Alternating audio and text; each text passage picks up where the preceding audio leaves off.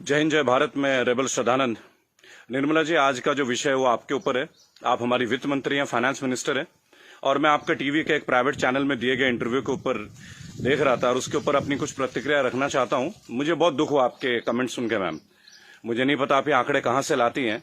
आपने उस इंटरव्यू में ये कहा मैम कि लोअर मिडिल क्लास जो होती है भारत में, उसकी न्यूनतम इनकम जो है यानी मिनिमम इनकम है वो 6 लाख से शुरू होती है और मैक्सिमम इनकम 18 लाख तक जाती है। मैम, मुझे बहुत दुख हो रहा है कि पता नहीं आपने इकोनॉमिक्स की पढ़ाई कैसे करी होगी। आप जानते हैं मैम लोअर मिडिल क्लास का मतलब क्या होता है, या लोअर का मतलब क्या है, इसका अर्थ आपको पता है मैम? लोअर, एक सिक्योरिटी गार्ड मैम 8 से 10 हजार रुपए कमाता है मैम, पूरे साल में 1,20,000 रुपए। उसे आप कौन से क्लास में रखना चाहेंगे मैम? एक नया क्लास क्रिएट कर देंगे क्या? 6 लाख रुपए मैम, जानते हैं 6 लाख रुपए क्या होता है मैम? 6 लाख में अगर लोअर मिडिल क्लास फैमिली को मिलने लगे ना मैम, वो उसमें से 4 लाख रुपए साल के सेव कर लेंगे। वो अपने बच्चों को आपके सो कॉल्ड इतने अच्छे गवर्नमेंट एडेड एजुकेशन स्कूल्स में पढ़ाएंगे, गवर्नमेंट एडेड हॉस्पिटल से उनकी चिकित्सा करवाएंगे, और आपके इतने अच्छे अच्छे आधुनिक फैसिलिटीज जो पिछले 7 ईयर से बीजेपी गवर्नमेंट प्रोवाइड कर रही है। मैम, इंडिया में हम वर्ल्ड में बहुत अच्छे रैंकिंग में आ रहे हैं, जैसे कि बीजेपी का ग्राफ बताता है। वास्तविकता क्या है वो तो हम लोग जानते हैं मैम। मैंने भी वोट किया मैम, बीजेपी को वोट किया, लगातार 2 बार वोट किया। लेकिन मैं आप जैसे नेताओं की जब सुनता हूं ना मैम स्पीचेस, और आप लोगों के आंकड़े, आपके जो डेटा बैंक, आप ये डेटा बैंक कहां से लाती है मैम, ये सोच के मैं बहुत सरप्राइज रहता हूं मैम।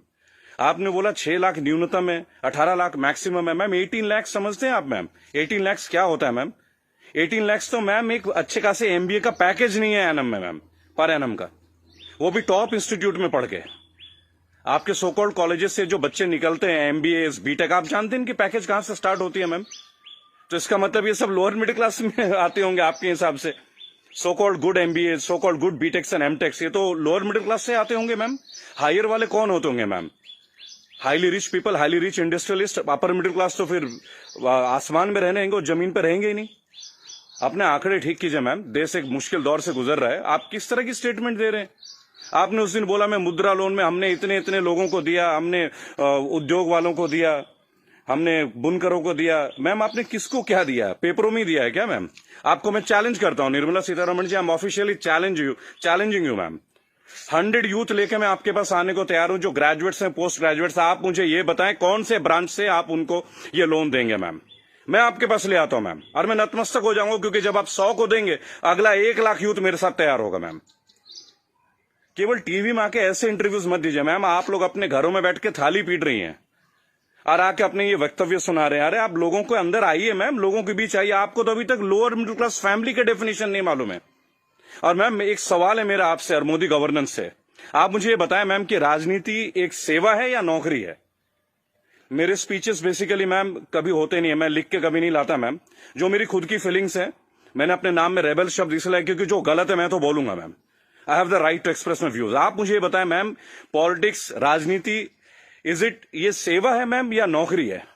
अगर सेवा है तो मैम आप लोग तनख्वाह मत लीजिए मैम, और पेंशन मत लीजिए। इतनी हाई सैलरी है आप लोगों की, इतनी फैसिलिटीज है मैम, टेलीफोन कॉल्स की फैसिलिटी, एसी की फैसिलिटी, बिजली की फैसिलिटी, ड्राइवर की फैसिलिटी, हाई क्लास ट्रेन की फैसिलिटी, फ्लाइट्स की फैसिलिटी, पेट्रोल की फैसिलिटी। मत लीजिए मैम। आप आइए, लोअर मिडिल क्लास फैमिली की तरह लाइफ को स्पेंड कीजिए, अगर आप सेवा करना चाहती है मैम। और अगर ये नौकरी है मैम, पॉलिटिक्स, अगर राजनीति आप लोगों के लिए नौकरी है मैम, तो इसका कोई एजुकेशनल मापदंड होगा ना मैम, कोई एजुकेशन क्राइटेरिया तो होगा। मोदी जी, मैं आपसे क्वेश्चन पूछना चाहता हूं कि ऐसा कौन सा डिग्री ले लिया मैं निर्मला सीतारमण जी ने, जो आप एक पहले इनको आप डिफेंस मिनिस्टर बनाते हैं, चंद महीनों के बाद आप इन्हें मिनिस्ट्री ऑफ फाइनेंस दे देते हैं। अरे डिफेंस तो हमारी शक्ति परीक्षण की बात है। It is about our valour, it is about our strength, it is how much mentally fit we are, how much physically tough we are.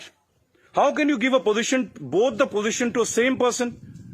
Are they eligible for the same post ma'am? Sir, क्या ये दोनों same post के लिए eligible होते हैं क्या? मुझे लगा था कि आपने कहा था अच्छे दिन आएंगे तो ठीक है, आप क्राइटेरिया को बदलेंगे। सर, आपने तो क्राइटेरिया नहीं बदला। आपने तो दूसरे दलों के नेताओं को अपने पार्टी में लेके आ गए, उनको भगवा रंग दे दिया, उनको नेताएं बना दी। मैं दिल्ली में जनवरी मंथ में इंटरव्यू देख रहा था अनुराग ठाकुर का, फरवरी में, देश के गद्दारों को गोली मारो। बड़ी अजीब बात है। हाईली एजुकेटेड है, क्रिकेटर हैं वो, शायद बीसीसीआई के हैं, और तो और अमित शाह के पुत्र जो वो सेक्रेटरी बन जाते हैं। लोगों के ऊपर आप लोगों को बड़ा अच्छा लगता है। आपकी आईटी टीम के ज्यादातर लोग राहुल गांधी को पप्पू पप्पू पप्पू करके बुलाते हैं। देखिए, मैंने एक बात सीखा है, अगर आपको हंसना है ना तो सबके साथ हंसे। If you want to laugh, laugh with others. Don't try to laugh at others. It doesn't show your good politics, it shows the political vendetta. अभी प्रियंका गांधी जी ने बसों का इंतजाम किया तो बहुत सारा हवा मच गया कि भाई ये गाड़ियों टेम्पो हैं, वो हैं, फलाना है, ढेका है। अरे सर, आप 2000 बसें लगा दीजिए ना। चलो उन्होंने ऑटो दे दिए, टेम्पो दे दिए, पर उनको कुछ फीलिंग तो रहा, वो दे तो रहे हैं। आप लगा दीजिए 2000 के बदले 4000 बसें। किसने रोक रखा है आपको? उन्होंने तो ये तक कह दिया कि भाई हमारे बसों में आप बीजेपी का झंडा भी लगवा लें। गलत कर दिया क्या सर? उसमें भी आप लोग शोर मचाना लग जा रहा है। ऐसा लगता है जैसे you are always ready to fight instead of getting it worked. अच्छा देखिए, मैंने नितिन गडकरी का भाषण सुना टीवी में, ये लास्ट वीक की बात है सर। उन्होंने कहा स्वदेशी अपनाओ। चलिए सर, अपना लेते हैं, पर मुझे ये बताएं, मेक इन इंडिया और मेड बाय इंडिया, इन दोनों का डिफरेंस आपके मिनिस्ट्री का कोई एक मिनिस्टर मुझे दे सकता है क्या? मेक इन इंडिया है क्या सर? आप जमीन देते हैं सैमसंग को, जमीन देते हैं ओप्पो को, वीवो को, चाइनीज कंपनी को, साउथ कोरियन कंपनीज को, वो आके अपना प्लांट लगाते हैं, इंडियंस को हायर करते हैं, और उसके बाद प्रॉफिट जो है वो उनके अकाउंट में जाता है, सैलरीज आता है इंडियंस के अकाउंट में। तो मुझे ये बता दें कौन सा मेक इन इंडिया सर? आप मेड इन इंडिया कीजिए ना, आप अपने इंडस्ट्रीज लगाइए, आपको पैसा रेवेन्यू अपने पास रोकिए। अगर इतना दम होता ना सर हमारे मैकेनिज्म में, आपको चैलेंज कर रहा हूं, आप मैकडोनल्ड्स की तरह का आउटलेट बना लेते सर। 25 रुपए का बर्गर बेचने वाला भी लाखों करोड़ों रुपए डॉलर्स में कन्वर्ट करके इंडिया से लेके जा रहा है। आप छोड़िए मोबाइल फोन तो बहुत बड़ी बात है, 20-20, 50-50 हजार की बात है। आप बर्गर बनवा दीजिए सर, आप ब्रेड्स बनवा दीजिए, रेवेन्यू यहां जनरेट करवा दीजिए सर, मेड इन इंडिया कर दीजिए। What is make in India sir?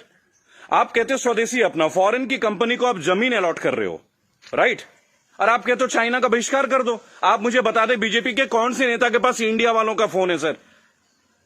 और बीजेपी छोड़िए, किसी भी पार्टी, मैं यहां किसी और पार्टी का माउथ पीस नहीं हूं सर, क्योंकि मुझे देखा गया है, मैं देखता हूं ये चीज। अगर मैं आपके पॉलिटिकल किसी फेलियर के बारे में बात करूं तो लोग तुरंत बोलेंगे भाई ये तो कांग्रेस का आदमी है। It's very cheap sir, it sounds very cheap. ठीक है सर, आपसे पहले हमने कांग्रेस को भी वोट दिया, क्या गलत किया सर? गलत क्या किया भाई? जो मेजोरिटी में आएगा उसको तो वोट देंगे ना। मुझे ऐसा लगता है कि आप ऑपोजिशन को भी नहीं टिकने देते हैं भाई। एक सोशल सिस्टम है, गवर्नेंस का एक सिस्टम है सर।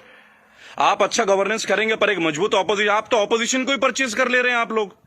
ज्योतिरादित्य सिंधिया को आपने परचेज कर लिया सर, बुरा लगेगा सर सुनने में। ऐसी क्या गुट्टी दे दी सर? एक झटके में एमपी की गवर्नमेंट जो है वो कोलैप्स कर जाती है, वो भी उस दौर में जब कोविड-19 का दौर रहता है। तब आप लोगों को कोविड-19 का अवेयरनेस नहीं होती, तब आपको नहीं लगता कि लोगों के बीच आपको जाना चाहिए। अहमदाबाद में लाखों लोगों की भीड़ आपने कर दिया, नमस्ते ट्रंप कर दिया सर। क्या ये पॉलिटिकल फेलियर नहीं है? आज आप बता रहे अचानक से आपने 25 तारीख को लॉकडाउन कर दिया और 1 महीना तक आप नमस्ते ट्रंप की तैयारियां करवाते रहे sir. What is this sir? झूठी शान का हमें क्या करना है सर? आज सबसे पहले आप अपने नेताओं को बोलें कि वो कुछ भी बोले ना टीवी में, हेल्प तो आप करना नहीं। मेरी बात सुने सर, सब आत्मनिर्भर है। मजदूर कौन सा मर्सिडीज में घूम रहा है सर? उनके पैर में फफोले गिर रहे हैं। मैंने देखा निर्मला जी ने एक स्टेटमेंट दी, एक लेडीज बेचारी सूटकेस में, उसका बच्चा सूटकेस में बैठा हुआ घसीट के ले जा रही है, तो वो जवाब देती है कि राहुल गांधी को वहां नहीं बैठना चाहिए, राहुल गांधी को वहां जाना चाहिए। अरे राहुल गांधी को जो करना चाहिए वो छोड़िए, आपको क्या करना चाहिए? गवर्नेंस आपकी है, सेंट्रल में आप हैं, पिछले 7 साल से आप लोग हैं सर। हमेशा क्या स्टेट को फेल करते रहोगे क्या, या हमेशा ऑपोजिशन को गालियां देते रहेंगे आप लोग? सर मोदी जी चाय वाला पीएम बन सकता है, सुना था, देख भी लिया सर, बराबर। बाकी चाय वालों का क्या सर? बाकी लोगों का क्या सर? प्रवासी मजदूर छोड़िए, प्रवासी क्या होता है सर? सब भारतीय मजदूरी तो है। हर पूरा देश तो वैसे भी मजदूरी कर रहा है सर, पूरा देश मजदूरी कर रहा है। आप जितना ग्रोथ दिखा दो सर, ग्रोथ क्या है वो तो लोगों के जेब में आके देखो ना, लोगों के घर में आके देखो, बैंक अकाउंट में आके देखो कि पैसे हैं किन के पास और किन के पास नहीं है। मैं एक रिक्वेस्ट करूंगा सर आपको, आप अपने मिनिस्टर्स को काइंडली एक इंस्ट्रक्शन दें कि वो कुछ भी वक्तव्य दे। बहुत बुरा दौर है सर, इस बुरे दौर में कम से कम स्टेटमेंट्स अच्छे दें। कुछ अच्छा कर ना सके तो अच्छा बोल ही लें, लोग तो अपना कर ही लेंगे ना सर। सड़क में बच्चा मर जा रहा है, माँ बाप उसे कैरी कर रहे, इससे ज्यादा दुखद स्थिति क्या हो सकती है सर? ये कोई पॉलिटिकल बात थोड़ी है। लेकिन मेरा एक सवाल हमेशा आपके साथ रहेगा सर, कि आप एक बात का जवाब जरूर दें, और जो भी लोग इस वीडियो को देख रहे हैं, अगर आपका संपर्क किसी भी पार्टी से है, कांग्रेस से है, समाजवादी पार्टी से है, तृणमूल कांग्रेस के लोगों से, कृपया मेरा वीडियो उन तक पहुंचाएं और उनको बोलें कि ऑपोजिशन इसलिए कमजोर है, केवल एक कारण है, क्योंकि इन पॉलिटिकल ग्रुप्स के जितने भी लोग होते हैं ना सर, जो सो कॉल्ड प्रदेश प्रवक्ता होते हैं, शायद वो बेहद कमजोर हैं। सांबित पात्रा से कैसे बहस कर रहे हैं मुझे खड़ा कीजिए सर, मैं बताता हूं सांबित पात्रा से क्या बात करनी है, डेटा के साथ। स्मृति ईरानी के साथ बात करना है, मैं करूंगा सर। मैं उनसे पूछूंगा उनका क्या एजुकेशन क्वालिफिकेशन था जो उन्हें शिक्षा मंत्री बना दिया गया था। आप सीबीएसई का हैंडल, मेरे पास बहुत मुद्दे हैं सर, देश के करंट मुद्दे हैं। और सर चिंता मत कीजिएगा, मुझे आपसे कुछ हेल्प नहीं चाहिए सर, प्लीज। फाइनेंशियली मुझे आपसे कोई हेल्प नहीं चाहिए, आपकी पार्टी से तो कम से कम कुछ भी नहीं चाहिए। मेरे दोस्तों, अगर आप ये वीडियो देखते हैं प्लीज शेयर कीजिए। मैं चाहता हूं कि एक बार मंच पे आने का मौका मिले सर। और अर्नब गोस्वामी जी, आप जो जिनको बुलाते हैं दूसरे ग्रुप के लोगों का, बोलते it is my show, it is my show. God damn it, if it is your show, why are you calling other people man? Don't call them. अगर आपको लोगों को बुलाना है, बात करना है तो मिलें, बात करें, उनकी सुने। केवल चिल्लाने से आप अच्छा एंकर नहीं बन जाते sir. I am very sorry to say, that is the worst type of journalism I have ever seen. I am very unhappy sir.